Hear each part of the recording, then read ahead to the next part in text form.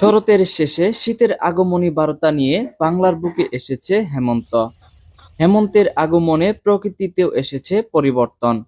বিকেল থেকে হিমেল হাওয়া, সন্ধ্যার পর মৃদু কুয়াশা আর রাতের রানী শিউলি ফুলের মন মাতানো সুগন্ধ। ভোরে সূর্যের আলো মাখামাখি করে বিন্দু বিন্দু শিশির কণা মাকড়সার জালে জড়িয়ে থাকে নিবিড় মায়ায়।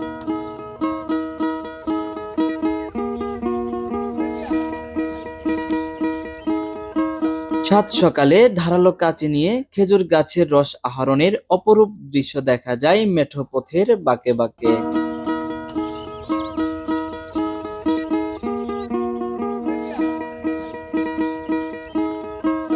স্নিগ্ধ বিকেলে সূর্যের রক্তিম আভা আর অতিথি পাখিদের বিচরণে মুখরিত হয়ে ওঠে নদীমাতৃক বাংলাদেশের চরাঞ্চল।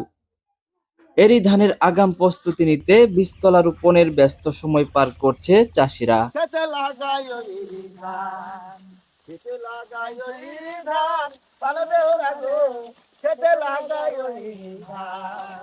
এদিকে ফসলের মাঠে নিবিড় পরিচর্যায় ফলিয়েছে শীতকালীন বাহারি ফসল, সিম, ফুলকপি, বাঁধাকপি, লাউ ইত্যাদি।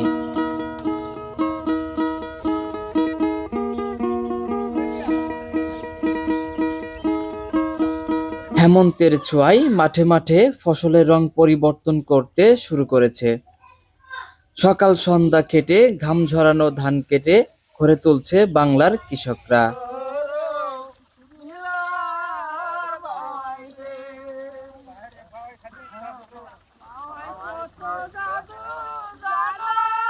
হালকা শীতের আমেজে গ্রামের ঘরে ঘরে বিরাজ করছে আনন্দ। নবান্ন আর পিঠাপুলির সেই আনন্দে মাখামাখি হয়েছে বাংলার কিষানীরা। সানোয়ার হোসেন, মাহবুব বাংলা টিভি, বাংলার প্রতিচ্ছবি।